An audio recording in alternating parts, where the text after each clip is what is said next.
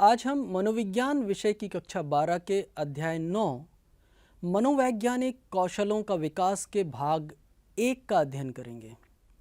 इस भाग में हम मनोवैज्ञानिकों में कौशलों के विकास की आवश्यकता को समझेंगे, सामान्य कौशलों का वर्णन करेंगे, प्रेक्षण कौशलों को समझेंगे और संप्रेषण कौशलों की व्याख्या करेंगे। एक प्रभावी मनोवैज्ञानिक के रूप में विकास करने के लिए कुछ कौशलों की आवश्यकता है। सबसे पहले मैं आपको एक कहानी सुनाता हूँ। एक बार एक अस्पताल में एक प्रशिक्षु मनोवैज्ञानिक जो कि अपने अंतिम वर्ष के प्रायोगिक कार्य हेतु एक मनोरोगी का साक्षात्कार ले रहा था। उसे प्रायोगिक कार्य में असफल हो जाने का भय था। साथ ही साथ इस बात की चिंता भी थी कि परीक्षक उसके द्वारा किए जाने वाले कार्य को देख रहा है और मूल्यांकन कर रहा है। उसे लग रहा था कि उसकी गलती उसके अंक कम कर सकती है। इन सब के चलते वह अपने साक्षात्कार पर ठीक से ध्यान केंद्रित नहीं कर पा रहा था और मरीज से कम आत्मविश्वास के साथ बात कर रहा था।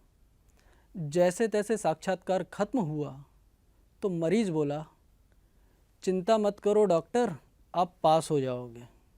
जहाँ एक मनोवैज्ञानिक से अपेक्षा की जाती है कि वह अपने सेवार्थी या मरीज को ठीक हो जाने का भरोसा दिलाए, इस कहानी में सेवार्थी खुद मनोवैज्ञानिक को भरोसा दिला रहा है। दरअसल यह कोई कहानी नहीं है, यह एक केस का वर्णन है जो कि नैदानिक मनोविज्ञान की एक प्रसिद्ध पुस्तक से लिया गया है, जिसमें रेखांकित किया गया है कि एक मनोवैज्ञानिक में किन कौशलों का होना आवश्यक है और कैसे इन कौशलों के अभाव में एक हास्यास्पद स्थिति बन सकती है। आप समझ गए होंगे कि एक मनोवैज्ञानिक में कुछ कौशल तो निश्चित रूप से होने ही चाहिए, जैसे कि बातचीत की कुशलता, परिस्थिति का आकलन या समस्या के स्वरूप को समझना, समस्या समाधान करने का कौशल आदि। लेकिन इस तरह की कुशलताएं तो उन लोगों में भी होती हैं जो मनोवैज्ञानिक नहीं हैं। आपने देखा होगा कि आजकल हमारी दैनिक बोलचाल की भाषा में मनोविज्ञान से संबंधित शब्दावली पर्याप्त मात्रा में उपयोग की जाने लगी है। बुद्धि, अभिप्रेरणा, अभिवृत्ति, तनाव और अवसाद, ये तो इस तरह से इस्तेमाल होते हैं कि कोई भी विशेषज्ञ की तरह टिप्पणी देने लगता है। टिप्पणी से आगे कुछ लोग मानसिक समस्याओं पर सलाह भी देने लगते हैं और कुछ लोग तो बिना किसी प्रशिक्षण के, बिना किसी अनुभव के अपने आप को मनोवैज्ञानिक भी घोषित कर देते हैं।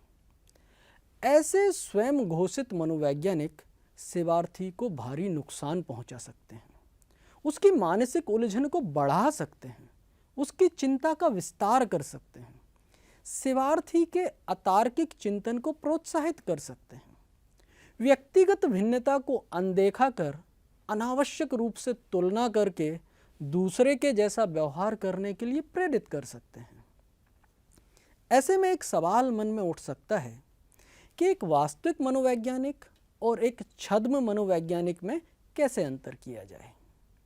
इस सवाल का जवाब जानने के लिए कुछ और सवाल मन में लाने होंगे, जैसे कि उस व्यक्ति ने किस तरह का व्यावसायिक प्रशिक्षण लिया है, उसकी शैक्षणिक पृष्ठभूमि क्या है, उसकी संबद्धता किस संस्था से है, उसका मनोवैज्ञानिक के रूप में सेवा देने का क्या अनुभव है।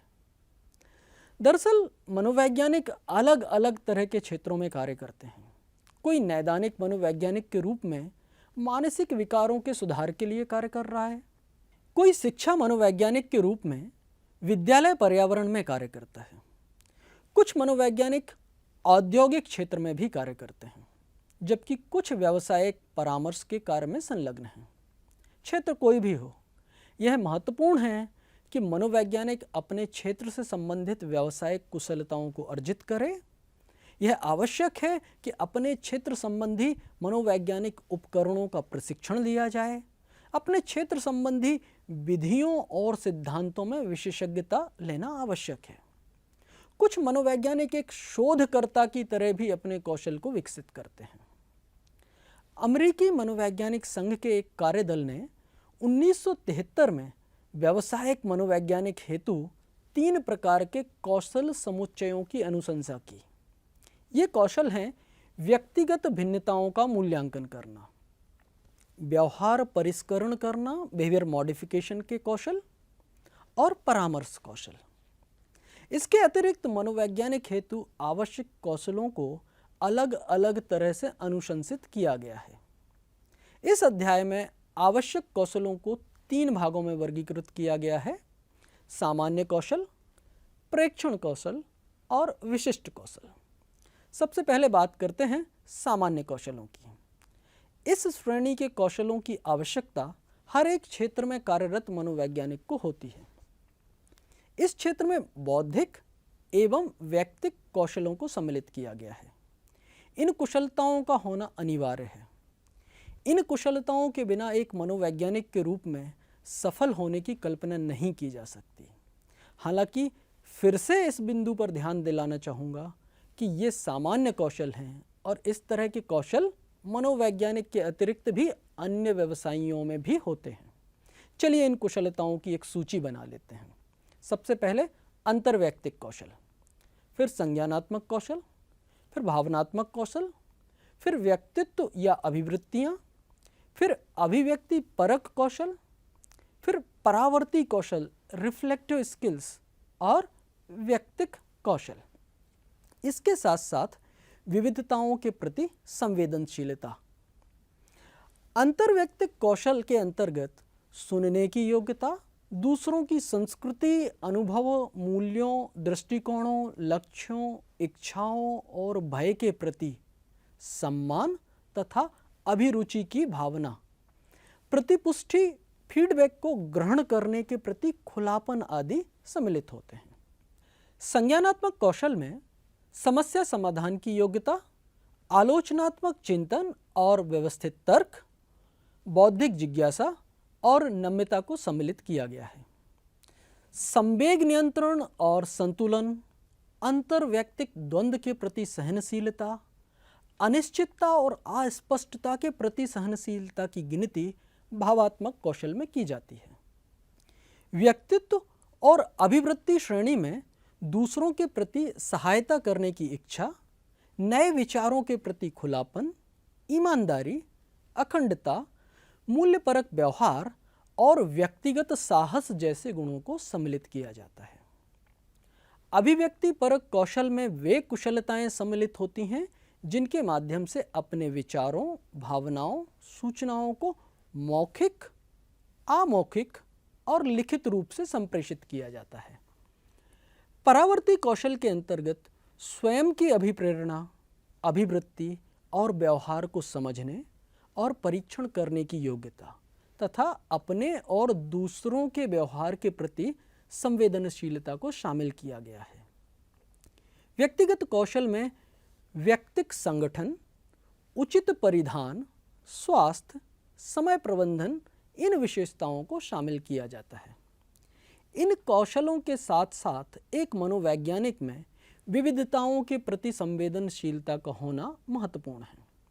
अपने से भिन्न वातावरण के मध्य काम करते हुए खुद की अभिवृत्ति, खुद के मूल्य और संबंधित क्षमताओं और सीमाओं का ज्ञान होना, भिन्न स्थितियों में व्यक्तिगत और सांस्कृतिक विशेषताओं के स्वरूप और उनके प्रभाव का ज्ञान होना, भिन्न संस्कृति के लोगों का मूल्यांकन करते समय जिम्मेदारी भरा आचरण करना और अपने से भिन्न संस्कृति मानकों और विश्वासों के प्रति सम्मान का भाव रखना। चलिए अब हम बात करेंगे प्रेक्षण कौशल की। एक मनोवैज्ञानिक के कौशलों की जब गिनती की जाती है तो प्रेक्षण कौशल को बहुत महत्व दिया जाता है। यह कुशलता अपने आप में तो एक विशिष्ट कौशल है ही, साथ ही साथ और दूसरे कौशल जैसे कि संप्रेषण या मनोवैज्ञानिक परीक्षण की कुशलताओं में भी प्रेक्षण कौशल की आवश्यकता होती है। कई बार इस तरह की परिस्थितियां होती हैं कि साक्षात्कार करना या फिर मनोवैज्ञानिक परीक्षण करना संभव नहीं होता है। इन परिस्थितियों में प्रेक्षण एक मजबूत विकल्प के रूप में उपस्थित है। कल्पना करके देखें, आपको जेल में कैदियों के व्यवहार का अध्ययन करना है। सुरक्षा कारणों से आपको आमने सामने का साक्षात्कार करने या फिर कोई परीक्षण करने की अनुमति नहीं है। तब दूर बैठकर उनके व्यवहार का अवलोकन करना एकमात्र विकल्प है, और यह भी कम नहीं है। अवलोकन मात्र से ही आप व्यक्तित्व के कई पहलुओं को समझ सकते हैं। दो व्यक्ति के बीच अंतःक्रिया के स्तर को समझ सकते हैं। पिछले अध्याय में हमने जाना था कि दो व्यक्तियों के बीच की दूरी के आधार पर हम उनके बीच के संबंध की प्रगाढ़ता का अंदाजा लगा सकते हैं। नैदानिक मनोवैज्ञानिक को कई बार मनोरोग का निदान प्रेक्षण से ही करना होता है। मनोवैज्ञानिक किसी भी क्षेत्र में कार्यरत हों, वे लगातार सुनने, ध्यान देने और प्रेक्षण के कार्य में संलग्न रहते हैं। वे अपनी ज्ञानेंद्रियों से अपने सेवार्थी और उसके वातावरण के बारे में सजग रहते हुए सूचना एकत्रित करते हैं। कक्षा 12 की पाठ्यपुस्तक में तो मनोवैज्ञानिक को एक उपकरण के रूप में वर्णित किया है, एक ऐसा उपकरण जो अपने वातावरण की सभी सूचनाओं को अवशोषित कर लेता है।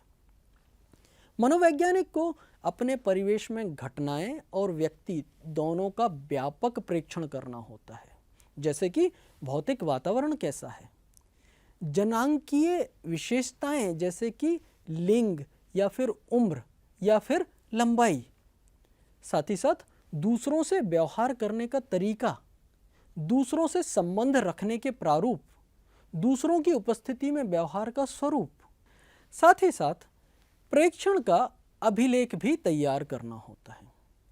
प्रेक्षण करते समय मनोवैज्ञानिक को ध्यान रखना होगा कि प्रेक्षण धैर्यपूर्वक किया जाए, भौतिक परिवेश को सावधानी के साथ देखें और घटना और व्यक्ति के बारे में क्या, कौन, कैसे, कहाँ और कब को समझने का प्रयास करें। लोगों की प्रतिक्रियाओं, संवेगों और अभिप्रेरणाओं के प्रति जागरूक रहें। यदि आवश्यक हो और उत्तर प्राप्त करना संभव हो तो प्रेक्षण के दौरान प्रश्न कर सकते हैं। स्वयं की उपस्थिति के बारे में भी सूचना देना उचित होगा। एक आशावादी जिज्ञासा के साथ प्रेक्षण करें। प्रेक्षण के दौरान नैतिक मानकों का ध्यान रखें। लोगों की निजता, उनकी प्राइवेसी के मानकों का पालन करें। प्राप्त सूचना को गोपनीय रखें। प्रेक्षण के दो प्रमुख उपागम हैं, प्रकृतिवादी प्रेक्षण और सहभागी प्रेक्षण। आपको याद होगा कक्षा 11 में आपने प्रेक्षण के प्रकारों को समझा है। प्रकृतिवादी प्रेक्षण में स्थितियां जिस रूप में हैं उन्हें वैसे ही प्रेक्षित किया जाता है। प्रेक्षणकर्ता की ओर से किसी भी प्रकार का हस्तक्षेप नहीं किया जाता, जबकि सहभागी प्रेक्षण में प्रेक्षणकर्ता समूची प्रक्रिया में एक सक्रिय सदस्य के रूप में सम्मिलित होता है। प्रेक्षण के कुछ लाभ हैं, कुछ हानियां हैं। सबसे पहला लाभ तो यह है कि प्राकृतिक और स्वाभाविक स्थिति में व्यवहार का अध्ययन करने का हमें अवसर मिलता है। दूसरा लाभ यह है कि प्रेक्षण हेतु चयनित स्थिति में रह रहे लोगों को या फिर बाहरी व्यक्तियों को आप प्रेक्षण हेतु प्रशिक्षित कर सकते हैं। लेकिन प्रेक्षणकर्ता के पूर्वाग्रह के कारण से संभव है कि वस्तुनिष्ठ अभिलेखन न किया जाए। प्रेक्षणकर्ता कुछ क्रियाकलाप को छोड़ भी सकता है। प्रेक्षक की उपस्थिति से भी व्यवहार प्रभावित हो सकता है। चलिए अब हम बात करेंगे विशिष्ट कौशलों की। विशिष्ट कौशलों में सर्वप्रथम संप्रेषण कौशल को समझेंगे। संप्रेषण एक प्रक्रिया है जो चेतन स्तर पर या फिर अचेतन स्तर पर हो सकती है। यह अभिप्राय के साथ भी हो सकती है, साभिप्राय भी है और बिना अभिप्राय के भी संभव है। इसमें भावनाओं को, विचारों को वाचिक और अवाचिक संदेश के रूप में अभिव्यक्त किया जाता है और साथ ही साथ ग्रहण भी किया जाता है। संप्रेषण अंतरावैयक्तिक भी हो सकता है, व्यक्ति का अपने से संप्रेषण हो सकता है। संप्रेषण अंतरवैयक्तिक हो सकता है, एक व्यक्ति दूसरे व्यक्ति से संप्रेषण करता है, और संप्रेषण सार्वजनिक भी हो सकता है जिसमें एक बड़े समूह के साथ संप्रेषण किया जाता है। संप्रेषण के घटक पर हम बात करते हैं। चूँकि मनोवैज्ञानिक अपनी बातचीत के माध्यम से अपने सेवार्थी की समस्या का हल करने का प्रयास करते हैं, इसलिए यह बहुत ज़रूरी है कि एक मनोवैज्ञानिक को संप्रेषण के स्वरूप, संप्रेषण की विभिन्न पहलुओं का व्यापक ज्ञान होना ही चाहिए। दरअसल हमारे पास शब्दों और व्यवहारों का भंडार होता है और हम उनमें से कुछ शब्द चुनकर संप्रेषण में इस्तेमाल करते हैं। चुने गए शब्द ऐसे होते हैं जिनके बारे में हमें भरोसा होता है कि वे अभिव्यक्ति के लिए सबसे अधिक उपयुक्त हैं। इस तरह से हम देखें तो संप्रेषण चयनात्मक होता है। हम शब्दों का, वाक्यों का चुनाव करके और फिर संप्रेषित करते हैं। संप्रेषण के समय हम कूट संकेतन भी करते हैं, एनकोडिंग भी करते हैं, और संदेश को ग्रहण करने वाला व्यक्ति संदेश का विसंकेतन, डिकोड करता है। जब हम कोई विचार लेते हैं, उसे अर्थ प्रदान करते हैं और उसे संदेश के रूप में बदल देते हैं। इस प्रक्रिया को कूट संकेतन कहा जाता है। कूट संकेतन कर उसे संप्रेषण सरणी या संप्रेषण पथ पर डाल दिया जाता है और वह संदेश ग्रहण करने वाले व्यक्ति तक पहुंचता है। एक बिल्कुल सरल से उदाहरण से समझते हैं। मान लीजिए मुझे एक सुई चुभ जाती है। मुझे उस सुई की चुभन कितनी हुई यह आसपास के लोगों को कैसे पता चलेगा? दरअसल सुई चुभते ही एक आह की ध्वनि के साथ मेरे चेहरे पे पीड़ा के भाव आ जाते हैं। ये ध्वनि और चेहरे के भाव मेरे दर्द का संकेत हैं। मेरे आसपास के लोगों को इन संकेतों को वो डिकोड करके मेरे दर्द को समझ पाते हैं और इस तरह से अपने को अभिव्यक्त करने के लिए और दूसरों की अभिव्यक्ति समझने के लिए हम अनगिनत संकेतों का उपयोग करते हैं। हर बार कूट संकेतन और विसंकेतन इतना आसान नहीं होता। हम ध्वनियों, शब्दों, वाक्यों के साथ साथ चेहरे के भाव, आवाज़ की तीव्रता, इशारों और शरीर की मुद्रा आदि के मिश्रण के साथ जटिल संकेत का इस्तेमाल करते हैं। कोई भी संप्रेषण तभी सही ढंग से प्रभावी हो सकता है जबकि कूट संकेतन सटीक तरीके से दिया जाए और कूट संकेत ठीक तरह से समझा जाए, अर्थात संदेश देने वाला प्रेषक और ग्रहण करने वाला व्यक्ति, इन दोनों के बीच में आपसी समझ होनी चाहिए।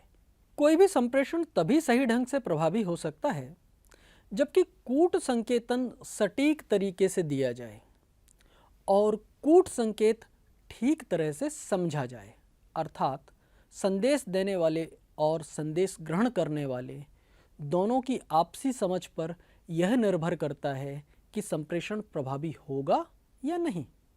आगे हम संप्रेषण के महत्वपूर्ण हिस्सों पर बात करेंगे, जैसे कि वाचन, स्पीकिंग, श्रवण, लिसनिंग, अभिग्रहण, रिसेप्शन, अवधान या ध्यान, अटेंशन, पुनर्वाक्य विन्यास, पैराफ्रेजिंग, अर्थ आरोपण, असाइनमेंट ऑफ मीनिंग और शरीर भाषा, बॉडी लैंग्वेज। साथ ही साथ संप्रेषण और संस्कृति पर भी हम बात करेंगे।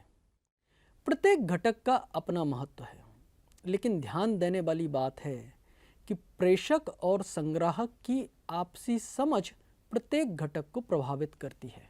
मान लें कि एक व्यक्ति बड़े ही सौम्य भाव से बढ़िया तर्क के साथ मुझे कुछ समझा रहा है, लेकिन मुझे उसकी बात तब तक समझ नहीं आने वाली जब तक कि मैं सामने वाले व्यक्ति की बातों का विसंकेतन नहीं कर पाता। यदि मैं उस व्यक्ति की बातों को और उन बातों में संलग्न संकेतों को डिकोड नहीं कर पाता तो तय मानिए मेरे लिए उन अच्छी बातों का कोई मतलब नहीं है। एक मनोवैज्ञानिक के रूप में आपको अपने सेवार्थी की समझ का आकलन करना होगा। चलिए संप्रेषण के इन घटकों की बात करते हैं। वाचन या बोलना संप्रेषण का एक महत्वपूर्ण घटक है। बोलने में हम जो भाषा इस्तेमाल करते हैं उसमें प्रतीकों का उपयोग किया जाता है और प्रतीक में अर्थ जुड़े होते हैं। अतः शब्दों का उपयोग स्पष्टता और शुद्धता के साथ किया जाना चाहिए। संप्रेषण किसी न किसी संदर्भ में घटित होता है, अतः बोलते समय संदर्भ का ध्यान भी रखना होता है। अगला घटक है श्रवण। श्रवण को अक्सर एक निष्क्रिय क्रिया मान लिया जाता है। ध्यान रखने वाली बात है कि श्रवण एक सक्रिय प्रक्रिया है जिसमें लगातार ध्यान देना, धैर्य रखना, अनिर्णय के साथ रहना, सूचना का विश्लेषण करना, ऐसी प्रक्रियाएं साथ साथ चलती रहती हैं। इसी तरह श्रवण के संदर्भ में एक तथ्य यह भी है कि सुनने तथा श्रवण में, हियरिंग और लिसनिंग में लोग अंतर नहीं करते, हालांकि इनमें अंतर है। सुनना एक जैविक प्रक्रिया है, जबकि श्रवण में ध्यान देना और अर्थ देना भी शामिल होता है। हम प्रयास कर अपने श्रवण कौशलों में सुधार कर सकते हैं। श्रवण में पहले सूचना का अभिग्रहण होता है, सूचना रिसीव होती है, उसके बाद सूचनाओं पर ध्यान दिया जाता है जिसे हम अवधान कहते हैं। प्राप्त सूचना में हम अर्थ का आरोपण करते हैं। संप्रेषण में कई बार सुनी गई बात का पुनर्वाक्य विन्यास करने की आवश्यकता होती है। अध्ययनों में यह पाया गया है कि श्रवण में संस्कृति की भी भूमिका होती है। जैसे कि उदाहरण से समझें, बौद्ध दर्शन में मनोयोग का संप्रत्यय है, अर्थात जो भी सुनो या जो भी देखो उसे पूरे ध्यान से सुनो, पूरे ध्यान से देखो। संप्रेषण में शरीर भाषा का भी उपयोग होता है। हम शब्दों के अतिरिक्त अपने बैठने, खड़े होने या आवाज़ में उतार चढ़ाव, इनमें परिवर्तन कर अपनी बात को जाने या अनजाने में संप्रेषित करते हैं। अतः शरीर की भाषा के प्रति भी जागरूक रहने की आवश्यकता है। यहाँ पर हम इस भाग का समापन करेंगे। इस भाग में हमने मनोवैज्ञानिकों के लिए आवश्यक सामान्य कुशलताओं की चर्चा की और विशिष्ट कुशलताओं के अंतर्गत प्रेक्षण कुशलता की बात की और साथ ही साथ प्रेक्षण के बारे में हमने जाना समझा। धन्यवाद।